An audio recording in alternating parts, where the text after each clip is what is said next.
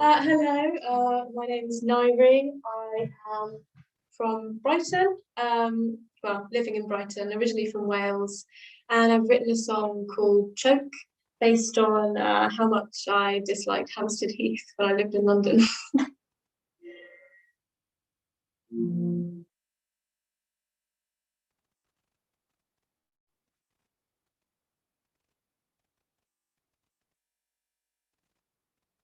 There was a young girl wouldn't stray from her bed, would not come down from her tower. The tower was grey, matched the thoughts in her head. Did have a great power.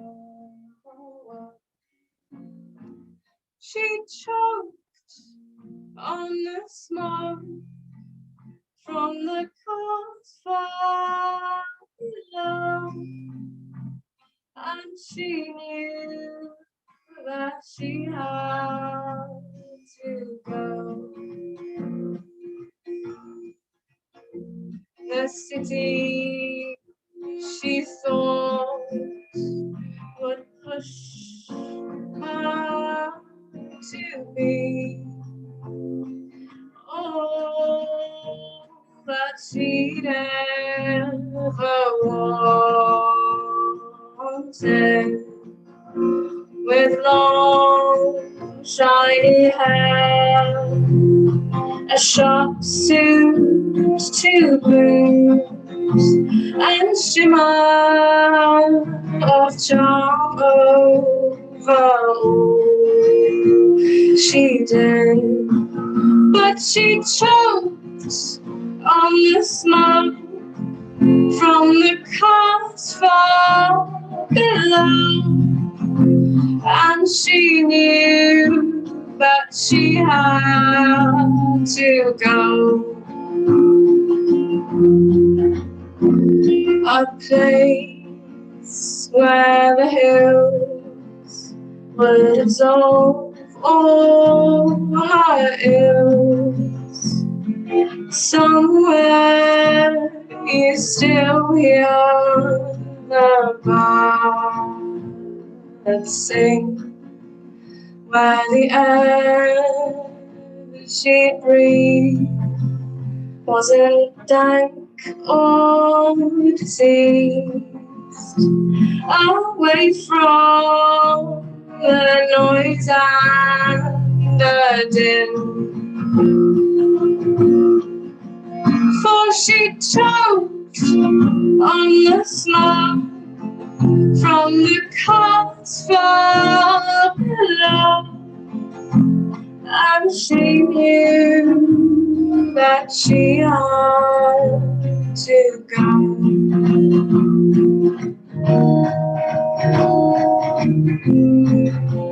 So she did. Thank you.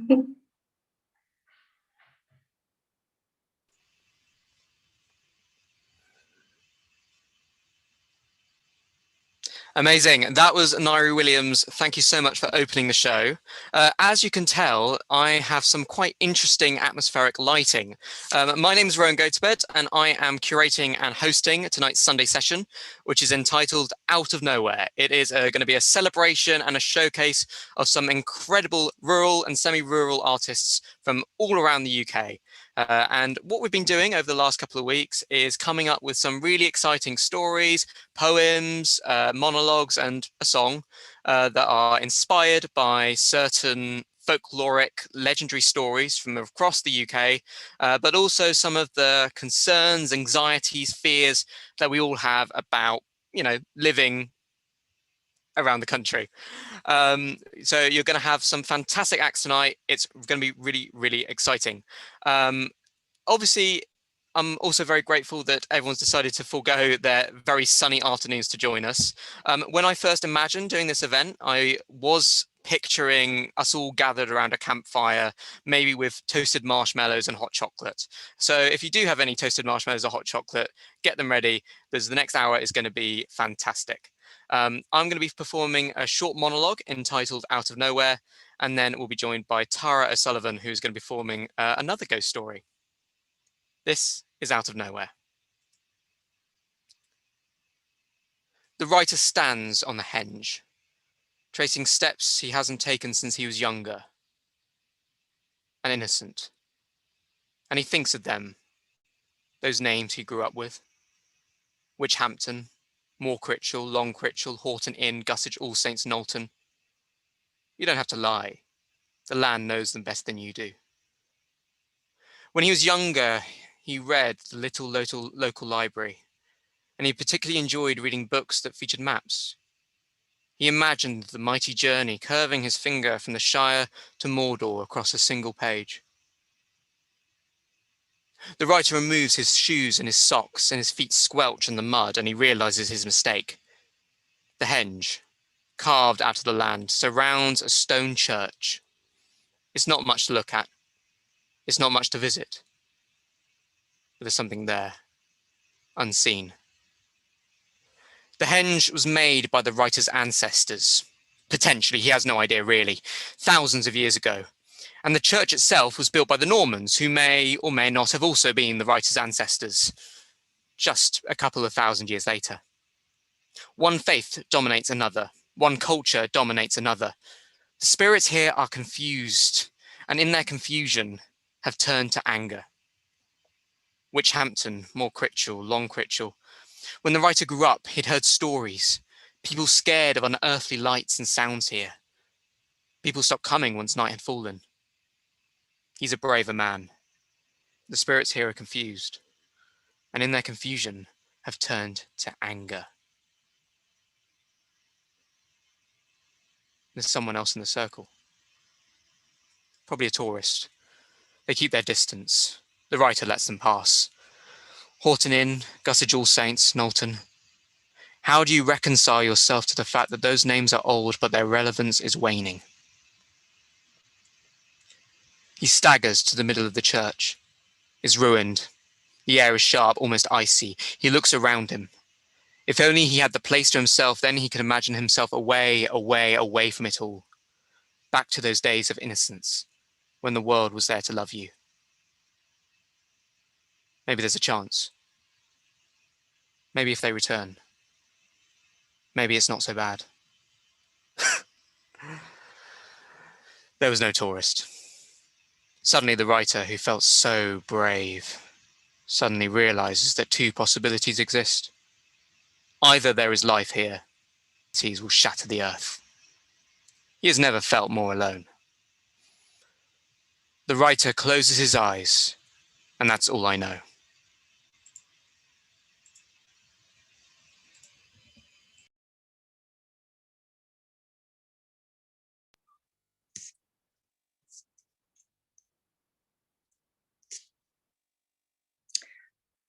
Hello, I'm Tara O'Sullivan. I'm going to be performing a ghost story. I'm currently based in Norfolk, so it's kind of like a Norfolk ghost story.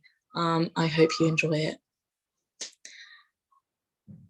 Some people say you can only see ghosts at nighttime because the dark plays tricks on our minds. But what if we were able to see ghosts in the middle of the day, in the broad daylight? What rational reason would you use then? I'll let you decide that after I've told you this little story that I know about a girl and her dad in a little village pub in Norfolk. Sarah was 17-year-old and she was in the lower sixth and she was choosing her university options. So, as most 17-year-olds did, we went on university open days and she got permission to take the day off school. Her and her dad ventured up north to this rather strange, off-the-grid place called Norwich in Norfolk. to visit the University of East Anglia's open day. After a long journey on the same straight road, they passed pig farms, fields, more pigs, and a combine harvester. They finally made it to Norfolk. And you know what? She fell in love with East Anglia and the university, the urban jungle that it was. And she knew then and there, this was the place for her. Yeah, that's it. I'm applying to UEA. I want to come here and live in Norwich. Brilliant. So after a few hours of being there, getting the tours, getting the sights, experiencing some lectures, her and her dad decided to make the journey back home.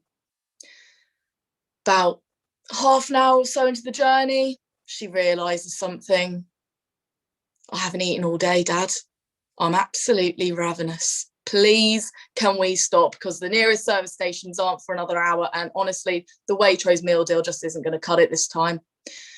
So they decided to pull into a rural village in Norfolk. They were outside of Norwich now.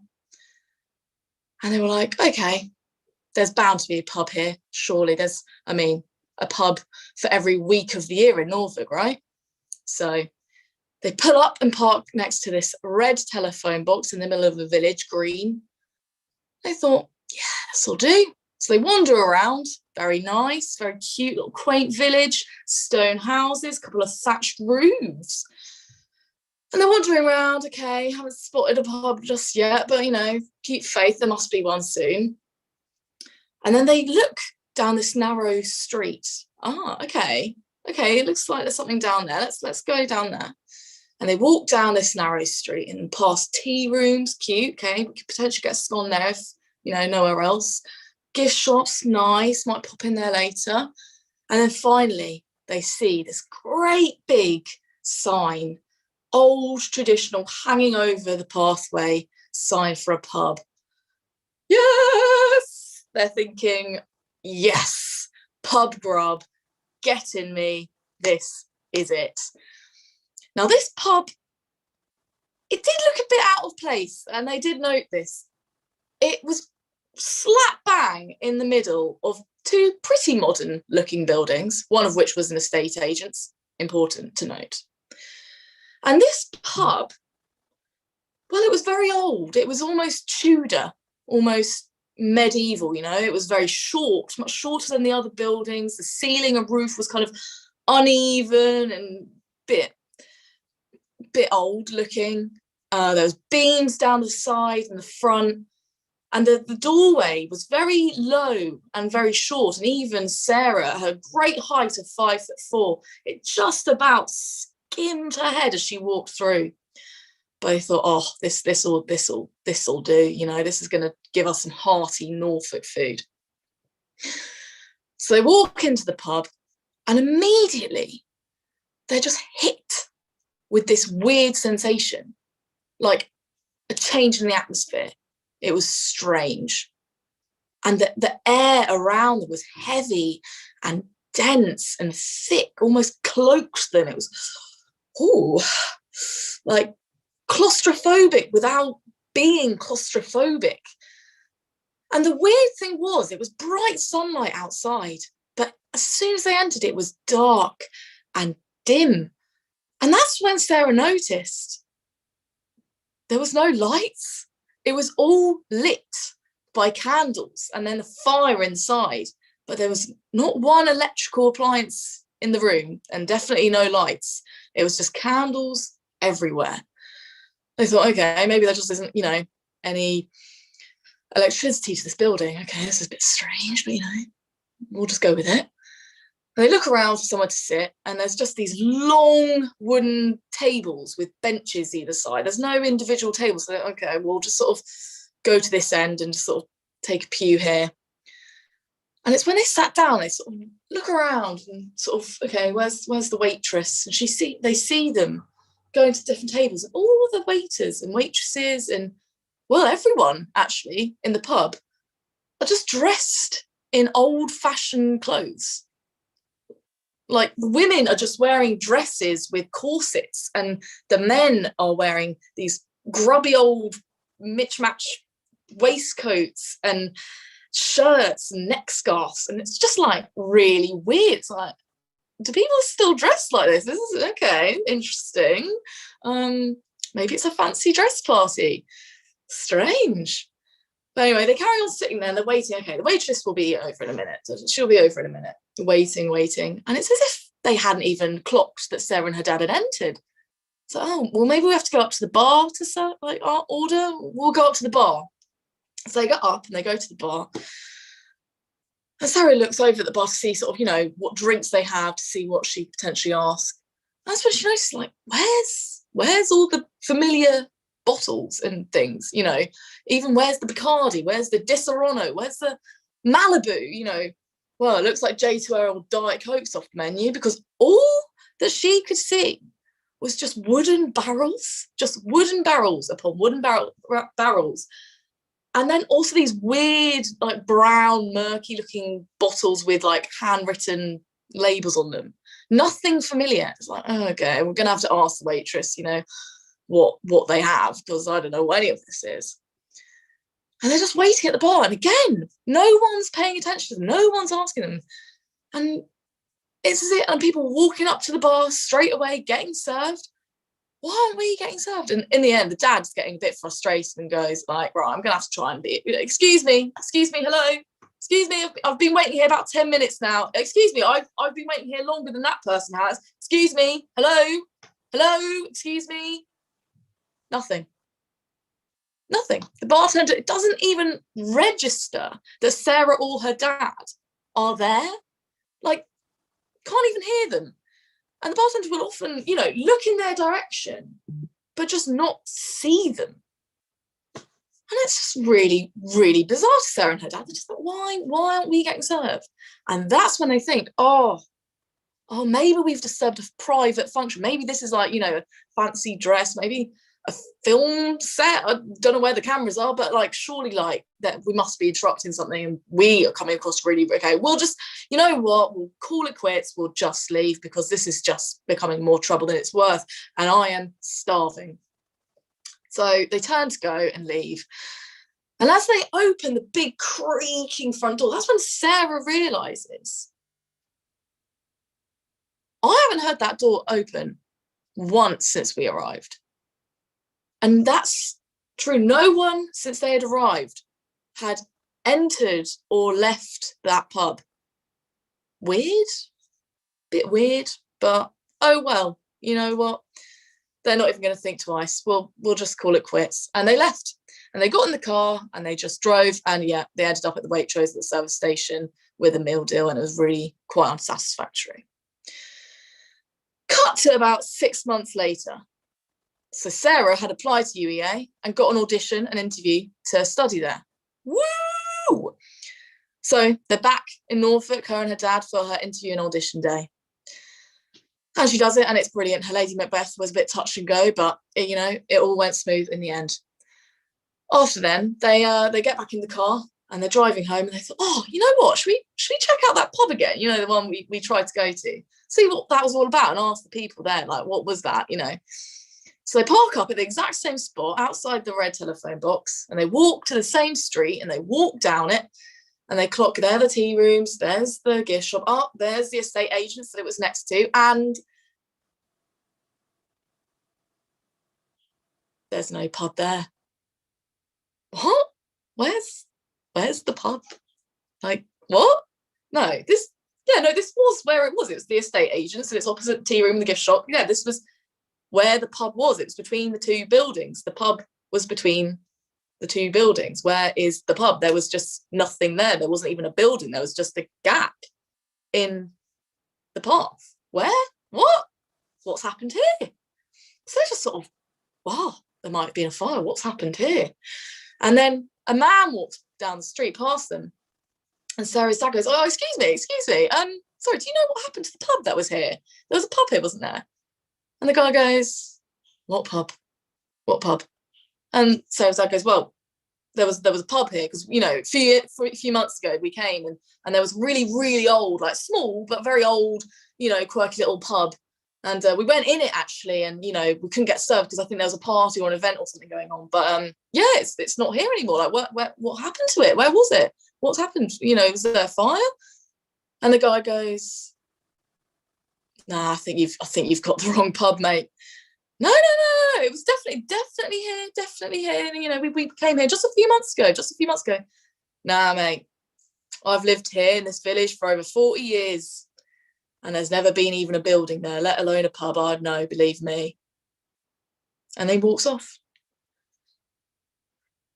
And Sarah and her dad just stand in the gap between these two buildings in eerie silence. And they're just standing there in the gap where only 6 months earlier, they were waiting to be served in an old Tudor pub by people in weird clothes. Had they dreamt it? Or had they seen ghosts? Or, I don't know, was it just normal for Norfolk? Thank you.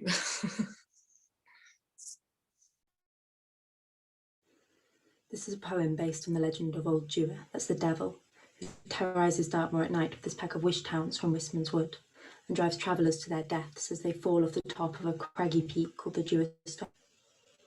Death at the Dewar Stone. As night comes a-falling, beware of the call of Old Dewar, his lure toward death.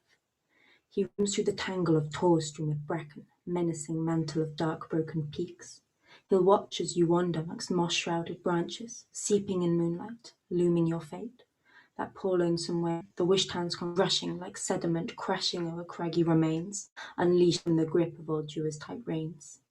They'll haunt you and hunt on a dash to the crest of the Dewar Stone, cloaked by the smoke-mottled boulders, bathed in the hazy white mist of the stars. They'll not sit to rest till that wayman has leapt from the highest of ridges to flee wetted jaws. Still the hounds will pursue, even if he should live, once nestled in fern at the base of the rock. They'll tear through his flesh, attesting his death at the hands of Old Dewar, who still scours the moors, seeking the lowly who dared to explore, ensuring their graves in that dank, mangled heap at the foot of the Dewar Stone.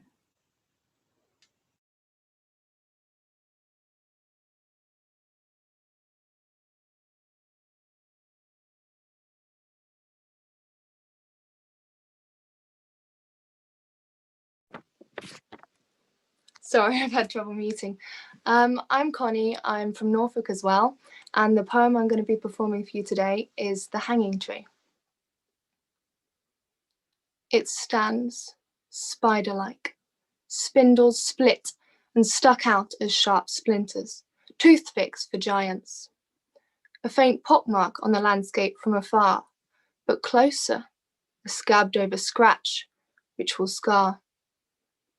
The story of the hanging tree, where to start? Its tail being as twisted as its branches, almost impossible to pull apart. A man was divorcing his wife of many years and had had enough of all of the heartbreak and tears. So he walked to the tree where the children on climbing ropes swung and took hold of one of the ropes, and it is said that passers by the tree at night, after the sunset has devoured any light, glimpse a shadow, then the squeak of a rope can be heard. Take my word for it, and don't walk by in the dark, for the stark sight will drive a jelly terror into your heart. Laugh, if you will, have your fill of mocking, but then be prepared for something to come knocking. Just consider the truth in this, and listen. For if, walking by it, you see two yellow orbs flicker and glisten, tell me then that what I speak of is nothing, for even the most dim-witted of fools can sense the danger and the unsaid rules. A lead blanket of death surrounds it, and the grim reaper has set up his skeletal camp around it.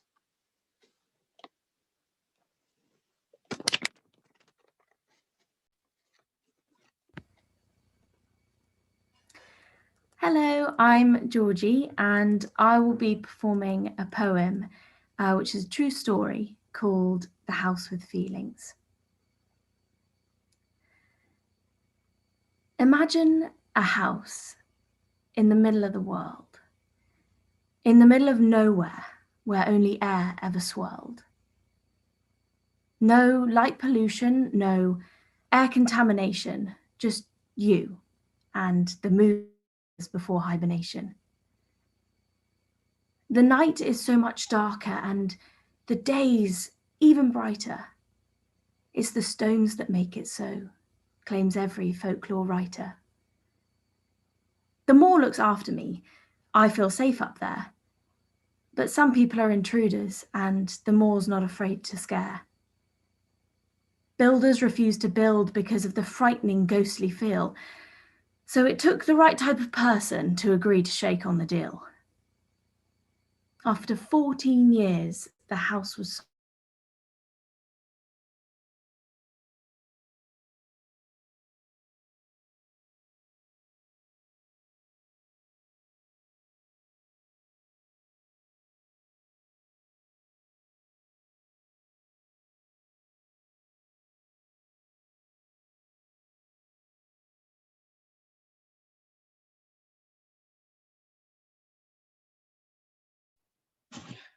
Hello.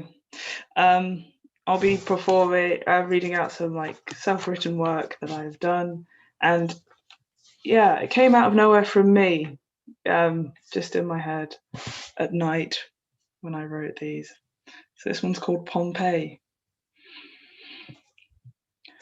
The silence before a tsunami, the stillness in the eye of a hurricane, in the eye of a predator. Quiet. Quiet in chaos, in pain. It's gaping. Emptiness is heavy. Hold it. Carry it with you. Be alert. Be calm. Be afraid. It won't be silent for long. Is that worse? Thank you. That was my first of 3. My next one is about a star in the sky called Beetlejuice. It's in the constellation Orion, which is visible in this night sky. If you want to look out for it, you can see it. So this is to Beetlejuice, one of my favorite stars. Huge, hot, burning with fire, heat, destroying the literal fabric of the universe to power your light. Your energy released spreads further than the mind can contemplate. Light is turned to years to measure your reach. Running out of resources, you have less, but it makes you expand, burn brighter, become bigger, taking up space when you have nothing on the inside left to use. Yet your flames stretch wider. Why? You're burning up your own mass now, eating yourself alive until death. A death like yours is something I want to leave behind one day. A release of power in one big blow that quakes the cosmos, every atom quiver. In your death is a nebula of life. Thanks for holding out. Thank you. And for my last reading, be looking at the inside of my brain and my head. Yeah, that one's called Beetlejuice, if it needs a name. So here's this one, the last one. Thank you. Don't look inside my head. My brain is tight, full with anxiety and thoughts that cause and help me cope. Just don't look inside my head. It's bloody and it's messy and my mind meat is so heavy and it weighs down on me. It's getting harder to lift up my head. I can go in alone, but it's not lonely. I have company. You are there, my love, is there, you. But my fear is there too, so you cannot enter my mind. Although that's where I've placed your face, in every corner of my brain I see you. So be in my brain, but stay away from my heart. Just don't look inside my heart. Thank you.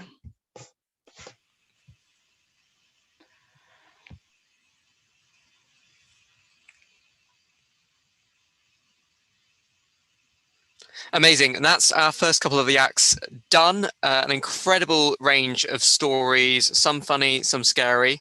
A lot of them so far, including, we're going to go back and Georgie is going to finish her story in a second. But a lot of them so far have dealt with sort of natural, inspired by the land and pubs and things that crop up. And after Georgie's story, the next couple are going to deal with water and the rivers that run all throughout the country. So you've got that to look forward to. But yeah, I'm going to pass it back to Georgie. The ghost didn't get her. She's fine. She's going to continue.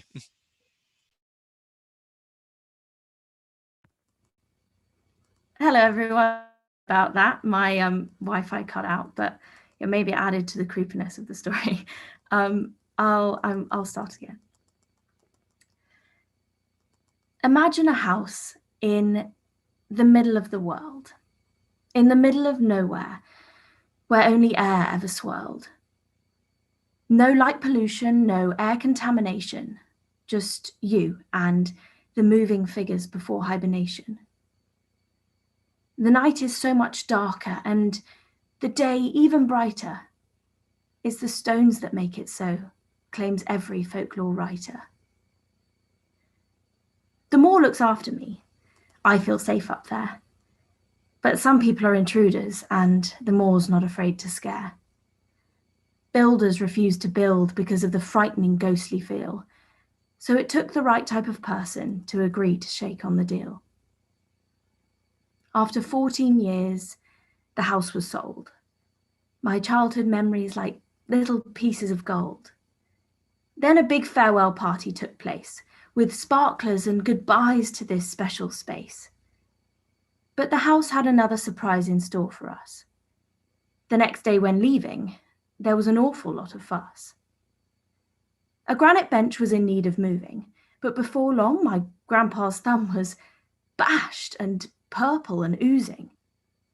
The next day, Mum and Dad rose early to walk the dog, but there was a bang into a boulder because of the fog. My backlight's broken. Let's agree not to tell. So they drove back home. They left no time to dwell. The others were busy packing, getting ready to move, but unfortunately it wasn't going to be quite so smooth. The cousin's carload starts to make tracks. But where had that water come from dribbling out the back? The radiator's leaking, dripping down the drive. That's the second car to have a hiccup, out of all 5. The skip was in need of moving to remove all of the waste, so my dad moved his car to make a bit more space. The garage door got in the way and whacked the bumper fast. "It's now completely dented," screamed Holly, standing there aghast. The next bunch are ready to leave, but bizarrely my grandma felt the need for speed. She reversed up the road, ripped her bumper off, and was towed. With 4 cars down, the world seemed funny. The sky went grey and not so sunny. We made our way home after the AA got involved, but it seems that not all was completely and utterly solved.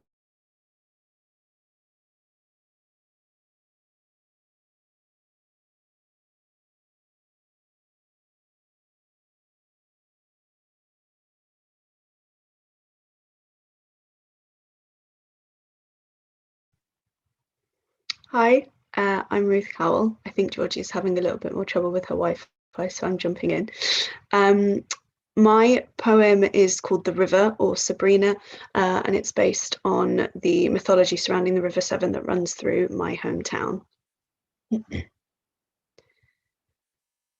The river holds a quiet magic. She is not boastful in her majesty. She flows like the blood in my veins. I came from her. We hold the same power.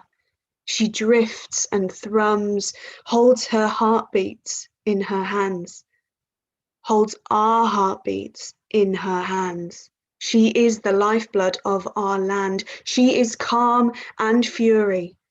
She was here before all of us and will be here still when we are gone. Whenever I need her, she is always there. And she is ever changing. She is obliged to no one, forever the same, eternally different. I never really know I am home until I see the river. Thank you.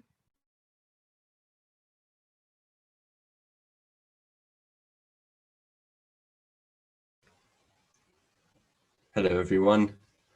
I'll be reading a poem called Not My Type on Paper, which I've written based on the myth of Llynir van Fach, which is Welsh and translates as Little Lake Near the Peak. I matched with this girl on Tinder last month. At first, I thought she was just a catfish on account of her name being Lady of the Lake. I'm used to dating girls with more normal names like Brianna or Becca. Her profile picture looked well ancient too, black and white and blurry. In them, she was always waist deep in water and surrounded by cattle. Some were vaguely oxen-like, though I'm no expert. And as an animal lover myself, 4 geese, 3 rats, 2 dogs, and 1 tribe of goats, I saw the herd as a sign of promise. I took to drafting the message. What to say? Howdy, I must be your type. I'm a sucker for kitchenware stores. My type, you say? Are you a smooth talker, the son of a widow, over 3 feet tall? Haha, I thought. She's shown her cards, draw breath and pull the trigger. I am the son of a widow. And as you brought it up, I am taller than that which you name, 6'2.5" and a quarter. I found it peculiar how precise she was about the height of whom she could court. She said, in the mythological industry, I'm often approached by those pilgrimaging from rainbows. The mythological industry, I replied in fascination. What, do you hunt vampires like Van Helsing, or are you on the more R&D side, rummaging through archives at the British Library? She replied with the rolling eyes emoji. I took the hint. Finally, we organised to meet at her Lakeland at noon on Saturday. The forecast predicted strong gales. I went prepared in waterproofs head to toe and a selection of tins from Stella to Tisky, both of which she hadn't heard. I asked her if she liked Buckfast. Her eyes glazed over and she went back to picking the algae, which covered her legs. I resisted commenting on the nauseating effect this was having. Had she not been disciplined as a child for picking things, nose, fingernails, scabs, or beans from the neighbour's garden? Well, aside from that, we actually got on all right. We raved about the panoramic views and Chappelle's latest Netflix special. And then we got onto the meaty stuff, like snog, marry, avoid, body counts, previous partners provoking practices, or PPs, as it said on my CCs, conversation cards. As we chatted, it became clear she had a long and great history with men. Arthur, Lancelot, Merlin, to name but a few. Names I thought I recognised, but I couldn't remember an Arthur, Lancelot, or a Merlin in my school. Maybe they went to St. Mary's. I made a note so that I could ask my bro when I got home.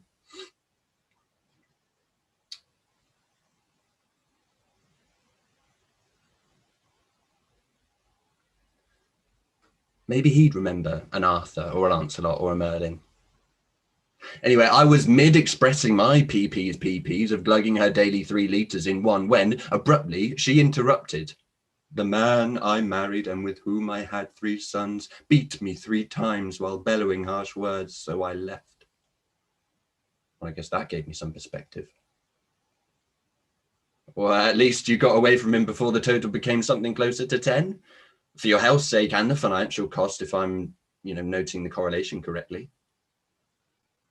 Imploring, she said, you wouldn't hurt me, would you? Her vulnerability and poise held me entranced.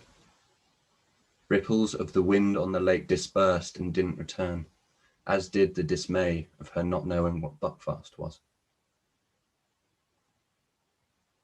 Staring into the icy waters, I said, I revere your courage and openness. I guess it's my go. I am the son of a widow and of a man who died too young, who vanished in the night without beating and without bellowing. Yet the hurt still swells at the depth I see before me. No bruises, just words left on a scrap in the road. Hurt you? No, I am not strong enough for that. Jesus, she said. Thank you for your courage and openness. But a simple no would have been fine. The dates got better and a little less intense from there. She said I could call her Lady for the sake of syllables. A few Saturdays on, we went canoeing so that Lady could introduce me to a new friend. Oh, down the Wye we went.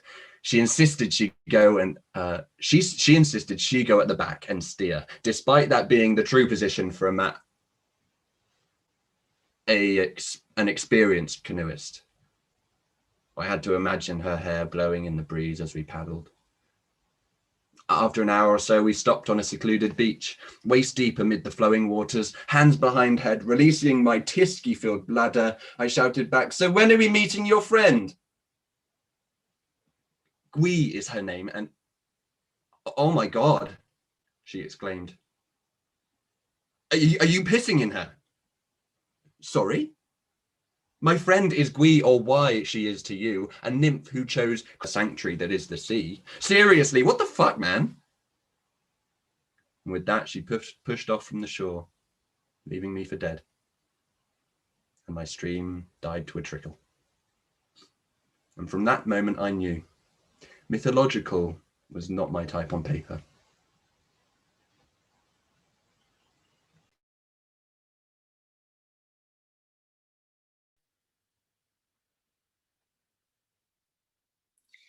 Hi there, I'm Catherine, and I'm going to be reading a monologue that I've written called River at the Bottom of the Road. Yeah, there's nothing here. Yeah, there's not much. I mean, I can count all the places in this village on one hand. No, seriously. We've got a co-op, we've got a fish and chips, we've got a Chinese takeaway, an Indian takeaway, and a pub. And a post office. All right, that's two hands, but you get the gist. Yeah, there's nothing here. Well, apart from a couple of boats and a road. So that's good. Actually, no, thinking about it, there is the Crouch. Yeah, and that's kind of nice. Yeah, you see, if you follow that one road through our village, at the bottom of it, there's a river. Exciting, right? Yeah, the thing is, like, the River Crouch, you know, it's tiny. Compared to its older sister, the Thames, yes, it's not eye-catching. But if you wanted a quick getaway route, well then, you know, this is the perfect back door into the rest of the countryside. You see, this river, it has stretched out across time and it's become this deep and dark figure in these parts. Like a snake, it curves its way through the entirety of Essex and it makes its way out into the North Sea.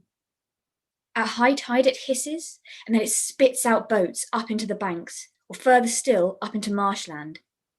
Flat, Iron Age fields flank the river the further west that you travel, and smouldering Roman conquests stick out in the muddy basin at low tide.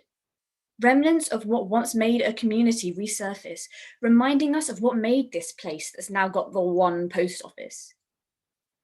The water holds history here. There are stories deep beneath the river's glassy surface, settled after hundreds of years of currents and rainfall that have been forgotten, caught in undercurrents or dug up by the oars of rowers gliding across the river. Even the clay from our banks have built the homes of the East End, and plague cottages line the river, reminding us of a not-so-distant past. From ferrymen, fishermen, bowmen, beaker people, and highwaymen, this river has hosted the figures that worked in the long shadows of the past. Some say that Turpin used these waters to smuggle contraband out of London, with watchmen lining the banks, hiding under the darkness of night, pistols poised. Small dens and hideaways were cut into the sides of salt marshes where cargo and secrets were hidden. So, while there's no Nando's or Odeon here, the crouch gives this place something else. We have roads that lead us back to our past. So I guess that's not nothing.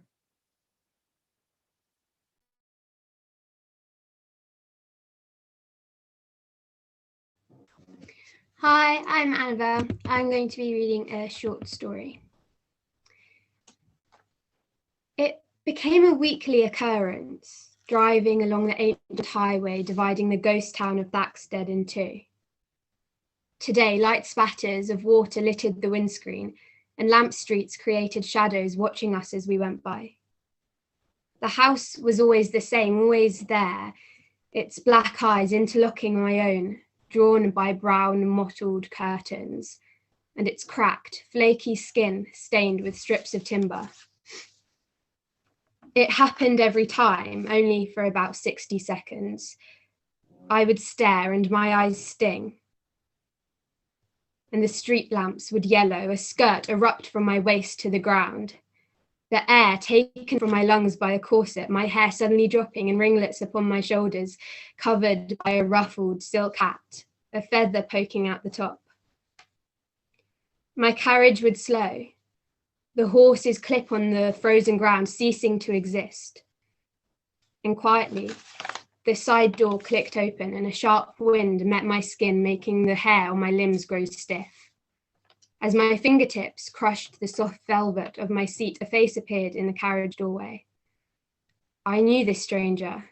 His features were exactly as they had said, a sharp, wide jaw, spotted with stubble, straight lips and eyes darkly gleaming through a strip of material with 2 holes in it and tied at the back over a mane of violent coal waves.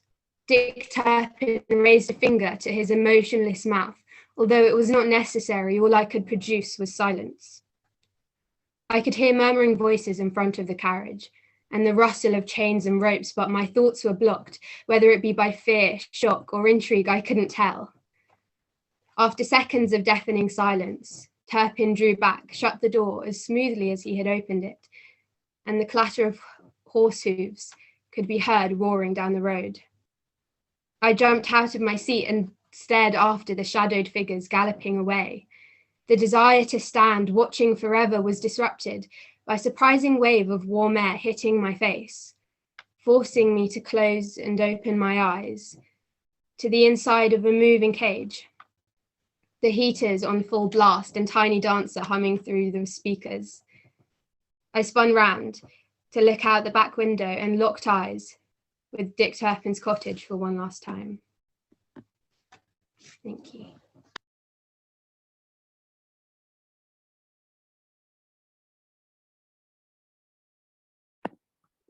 Hi, I'm Caitlin, and I'm going to be reading a poem about a famous counterfeiter called King David Hartley.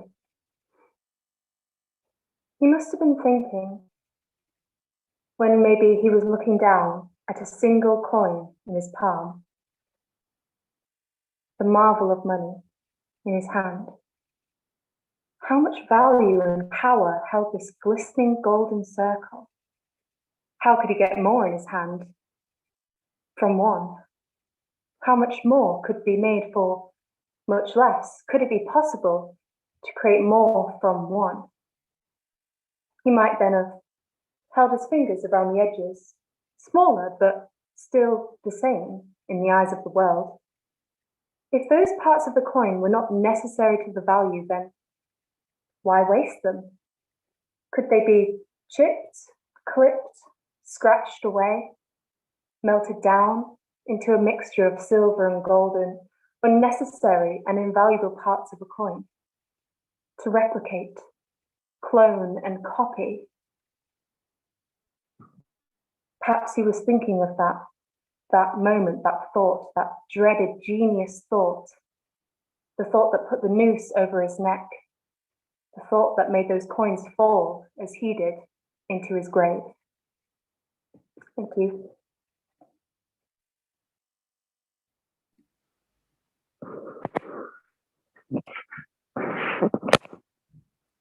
Hi, I'm Annabelle, I'm 16 and I'm from Hertfordshire, and I'm going to be performing a monologue that I wrote based on the local legend of a highwaywoman nicknamed the Wicked Lady.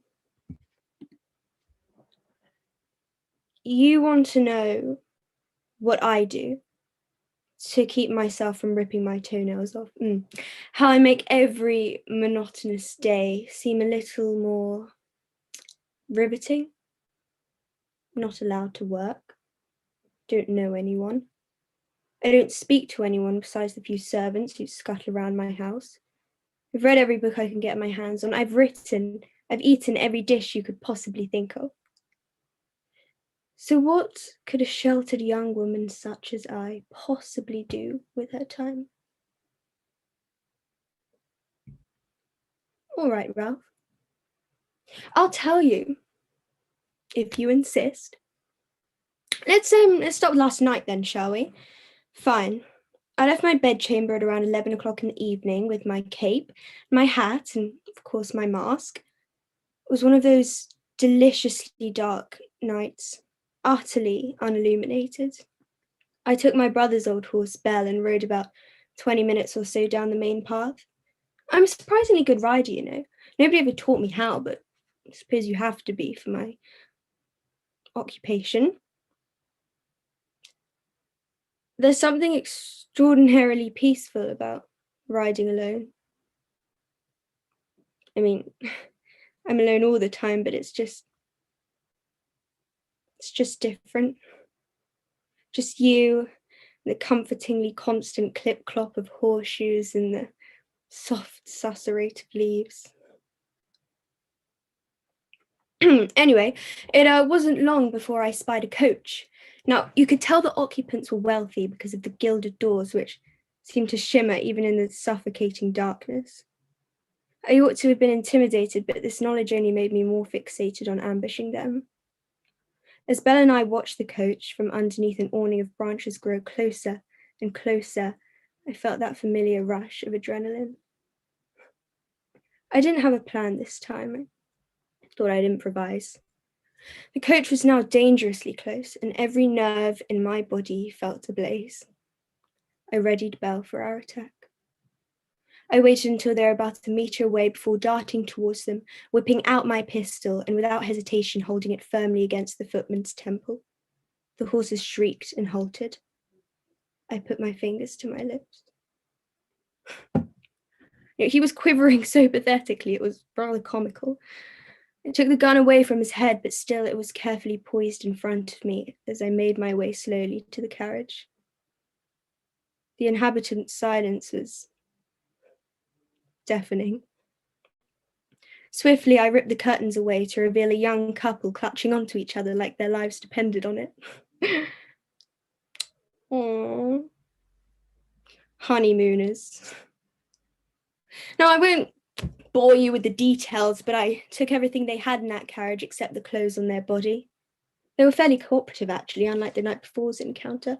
Had to shoot that one in the leg. So,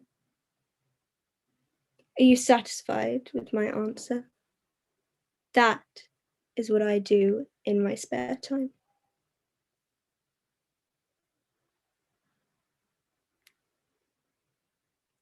Oh, Ralph, you should see your face. You look quite ridiculous.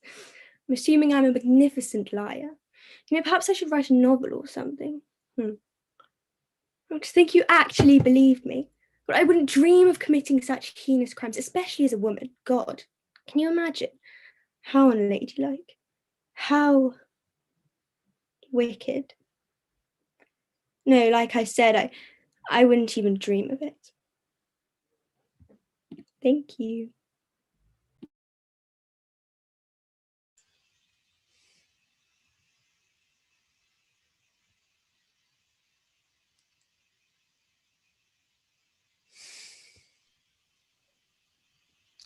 Oh, every piece so far has just been absolutely incredible. And there's a lot of really positive comments coming in on YouTube, which is great.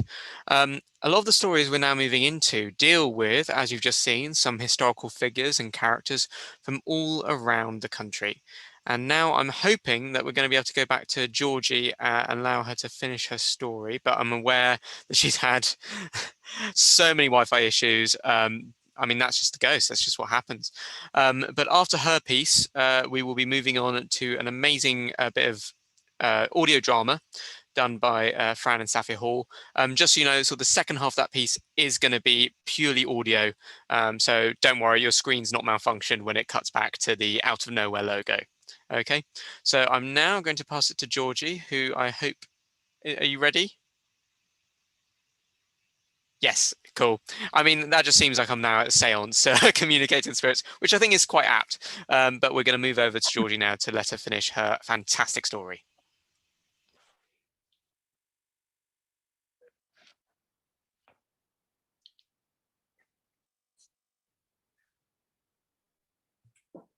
Hello, everyone. Sorry about my Wi-Fi. I think the ghosts are taking over the laptop. It's nothing I can control. But I'm going to go from halfway through, so hopefully we can finish it off this time. My uncle left in the early hours before anyone was awake, but we weren't aware that this wasn't coincidence, but in fact, all down to fate. The fifth car was my uncle's van. With signs of people leaving, the house wasn't a fan. A few months later, a call to see how they are. After the day we had, did they get home safely in their car? But the fifth was doomed too. After a big blowout on the M32, they retold their story, completely unaware of the other car mishaps that had happened down there. Oh, we had an awful trip back. We swerved from a car and that was that. Interesting, claimed Mum. Did you hear what happened to us after Dad bashed his thumb? My mum recounted the tale of the day, and my Uncle Rob couldn't believe what she had to say. Colin was our local Devonian who looked after the house. He helped us keep it in order and sorted out that blessed mouse. But why is it that the convoy found themselves in such a mess? The house didn't want us to leave. It was putting us to the test. But Colin always knew that the house needed to grieve. And that's because the spirits never wanted you to leave.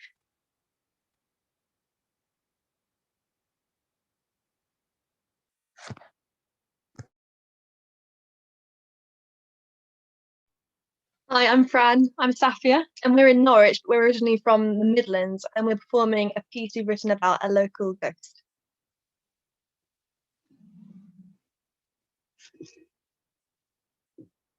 Lavender's blue, dilly-dally, lavender's green. When I am king, dilly-dally, you shall be queen. I won't leave you, my darling. I shan't. I will wither here with the lavender. How I used to love that scent. Walking together in the garden. Those days. Summer. Those endless, beautiful days.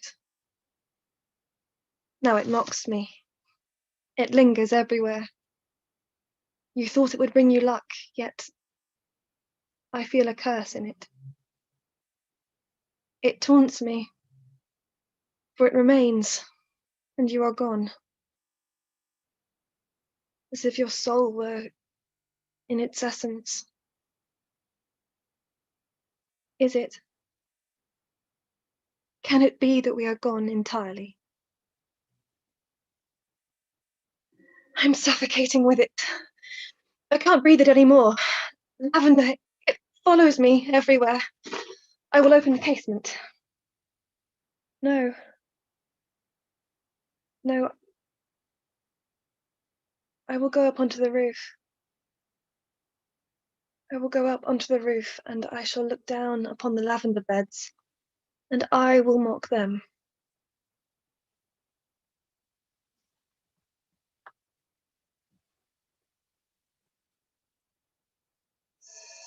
Hey. Hello? Can you hear me now? Sorry, the signal's rubbish. You know what, I'm starting to think this is a bit... I don't know, I don't think it's right sending me up here on my own. But I missed those shifts last week. I'm hanging by a thread. I swear, I'm that close. Honestly, it's been burgled 4 times in the last year. I mean, it's not that unlikely that there's someone in there right now, is it? Oh, I don't want to go. And my trainers are getting wet. It's all out on its own. If anything happened, no one would know.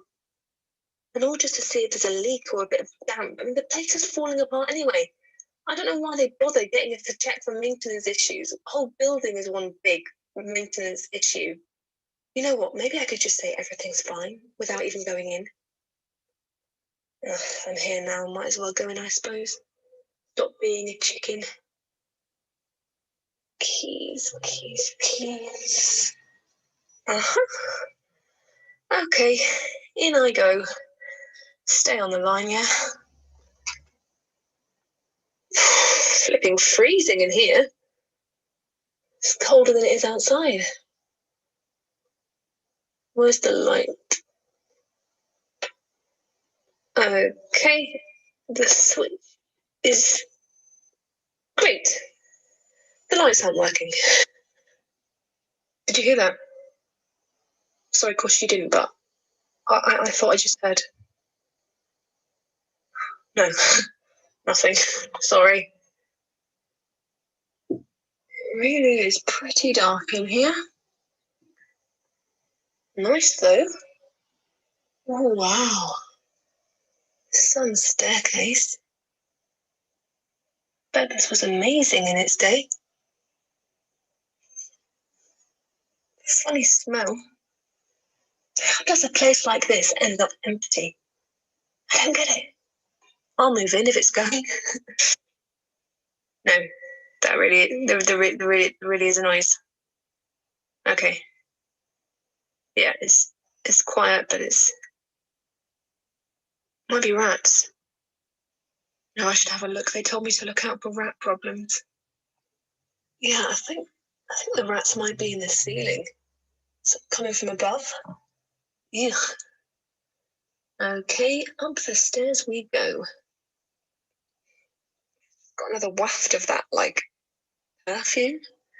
Like, why can't I put my finger on it? That's so annoying. Come to me. Yeah, there it goes again. Scratch, scratch, scratch. It's over here somewhere. In here, maybe? I don't know about this. It'll just be mice or something, right? Bats. There wouldn't be anyone in there, like, mid-theft. There's alarms and stuff. The alarm would have gone off. Okay. Okay, I'm going in. If I die, please keep my pig slippers. It's a bit stiff. Yeah. No one's been in here. This door feels like it hasn't been open in years.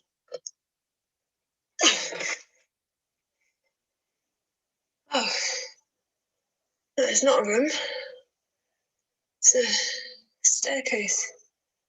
Like a little spiral staircase. Hello? Sorry, I thought I heard like someone coming up behind me. Like, I'm gonna keep going up, okay? Stay on the line. Looks like it goes up to the roof. Maybe. Shit. I can hear that. Doesn't sound like rats. Okay. I'm just gonna keep going up, okay? Oh, that's weird, that smell. Strong. Lavender. What's this lavender? Okay. No, I can hear someone behind me now. I swear. There is someone coming up behind me. Can you hear me? Shit. Can you hear me? Down here, please. With someone. Can you hear me? Lavender's blue, dilly-dally, lavender's green. When I am king, dilly-dally, you shall be queen.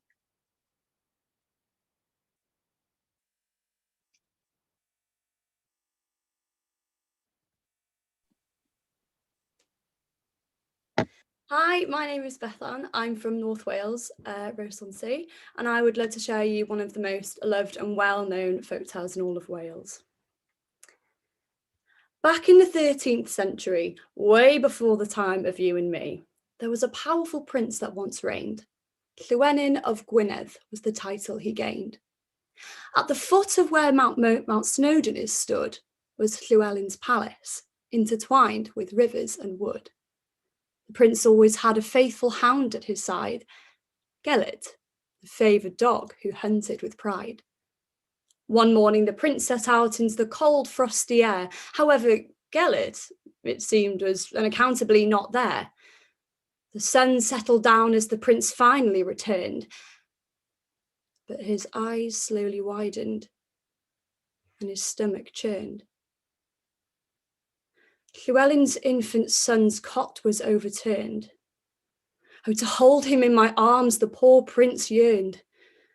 Llewellyn searched frantically, his eyes began to flood when Gelert jumped to greet him, his mouth dripping with blood. Gelert, my son, how could you do this? He cried, and the prince plunged his sword into the fearful dog's side.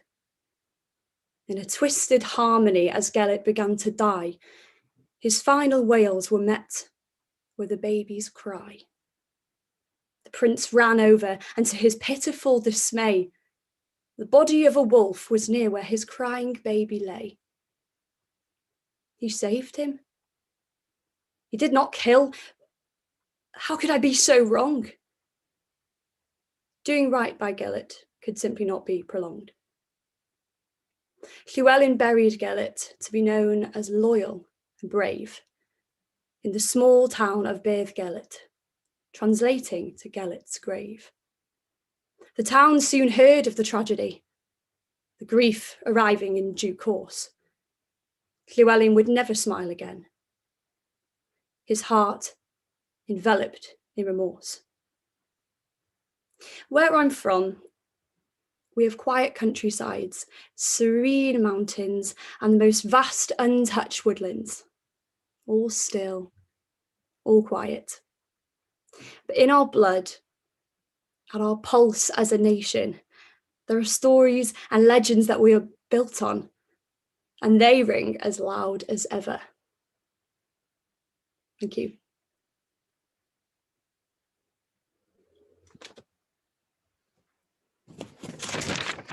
I know, what a day. What a day. Did you hear about Karen's daughter? 3 Bs, University of Lancashire. I know, she must be so disappointed knowing her daughter's staying in Preston. I mean, the world's your oyster at 18, you know, you should have higher ambitions, waste money that fancy school. Well, I did hear she's training to be a medical nurse, yeah, and I do think that's wonderful. I love the NHS, I go out and clap them all the time, but I do think it's not really much of a job to aspire to, is it? You know, you don't really go to Blackburn Hospital and think, God, I'd love to have a job in here. You know, whereas our hope, going down to London, pursuing dreams as an actor, I do just think what an amazing life she will have. You know, glitz and glamour. Yeah. Anyway, how's your Ben doing? Leeds, that's nice. Did not hear back from Oxford. Oh, what a shame. No, I just thought it'd really suit the lifestyle down there, you know, the kind of interesting, intelligent, beautiful people that you meet down there. Well, yeah, my husband went to Oxford Brookes, so. Yeah, well, we've actually just got Matthew a private tutor for when he's in this position. I know he's a few years off yet, but his teachers are saying he's picking up the alphabet and numbers really quickly, so we're quite hopeful. Another one out of nowhere to the big smoke one day, you know.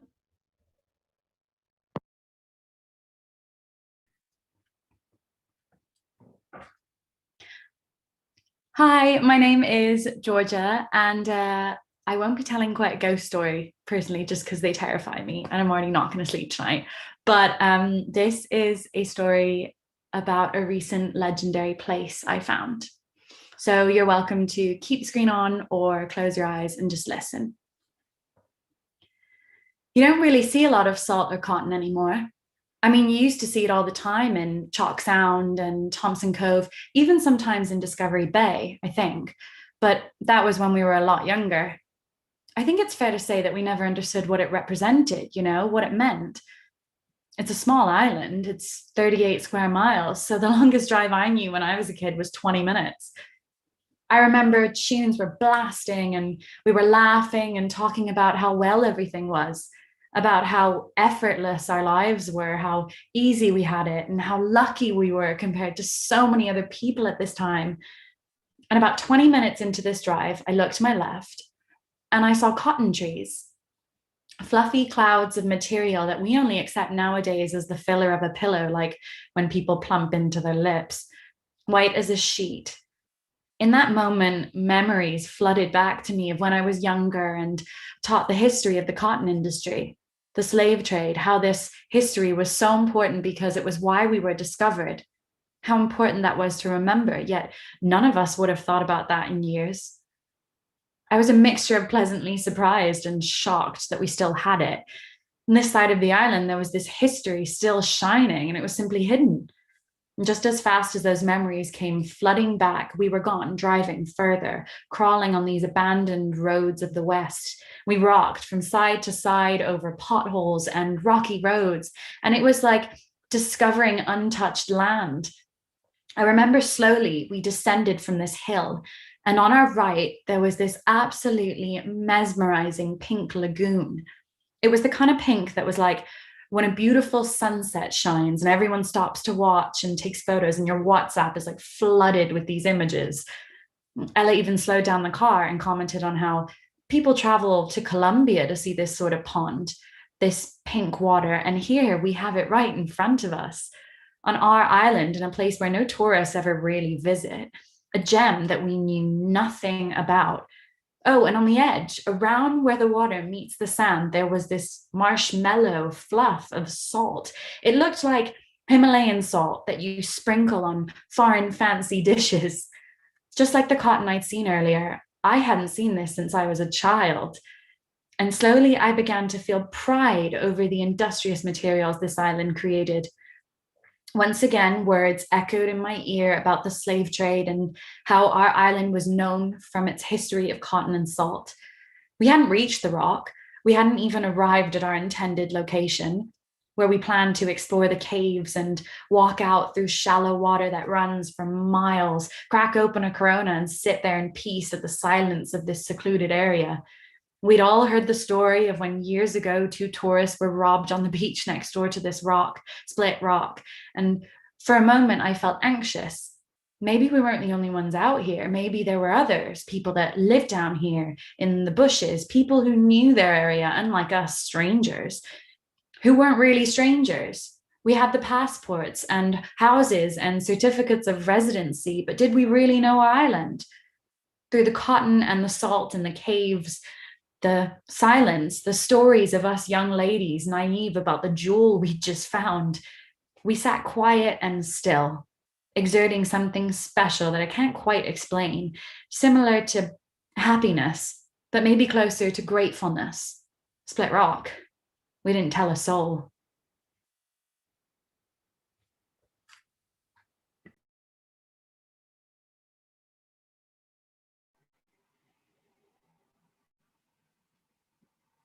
Hi, I'm Priya, and I'm performing A Ghost Talking to a Ghost, written by Zoe Callow, which is about Emma Hamilton, mistress of Horatio Nelson.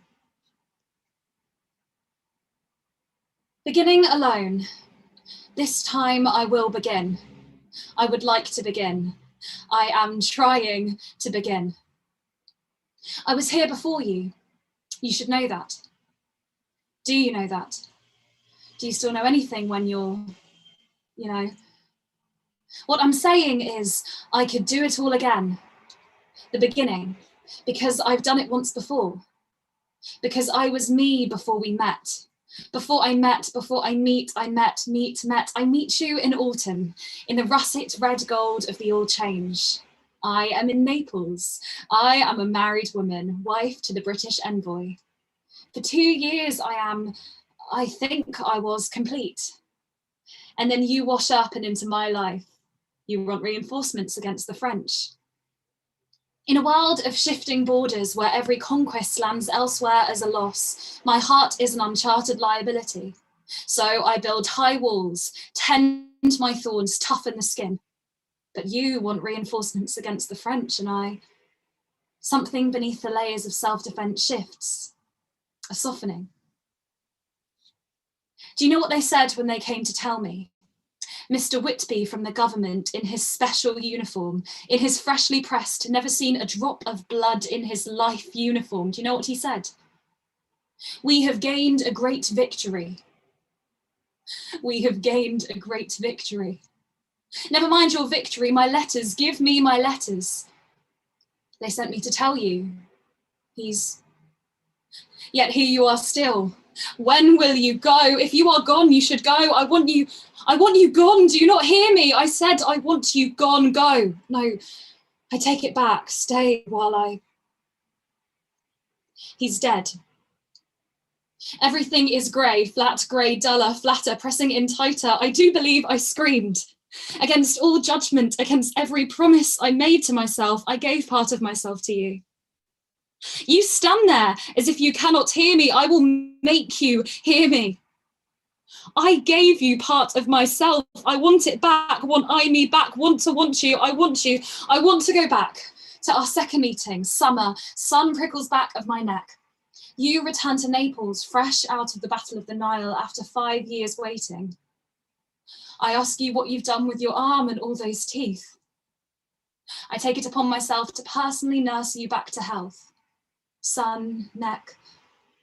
It was difficult. I didn't want you to know I was upset. No, not upset about, no. Not about the way you looked, upset about the injuries. Your mortality. I don't want to admit it, but I know I am slipping, walls falling, thorns forgotten. And in the 2 years that followed, we found ourselves in, you and I. You and I want you to know I am still, I can begin as I still have. I do not forget what happened next.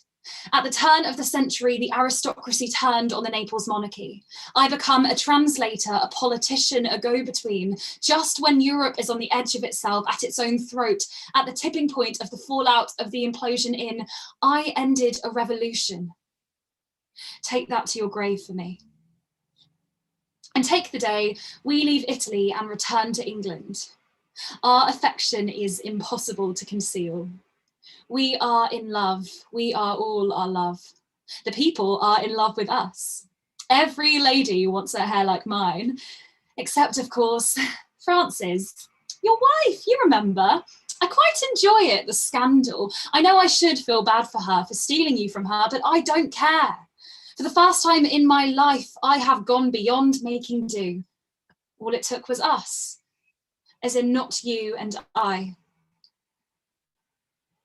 I still have your letters. I want to burn them. I might sell them.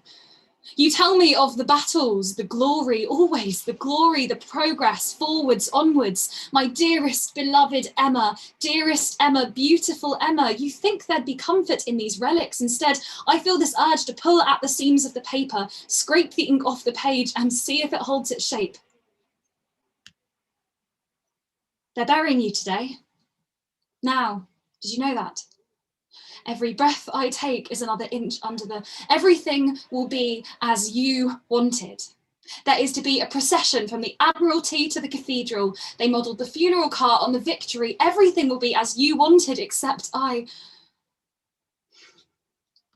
The nations not so blessed as thee must in their turn to tyrants fall, while thou shalt flourish great and free, the dread and envy of them all. Rule Britannia, Britannia, rule the waves. They didn't invite me. You said you wanted me to sing. You told them. You said you told them. Tell me you told them. Tell me you told them. You left me. You really left me. Why won't you leave me? You are leaving me left. No, not yet. Let me finish first. You are leaving me left only when I say, left hanging by a thread, holding onto a memory as it turns to myth and hoping that what we had was real. You said we were moving forwards, moving movewards for. I think I'm losing it. This is it. Ending. Beginning alone.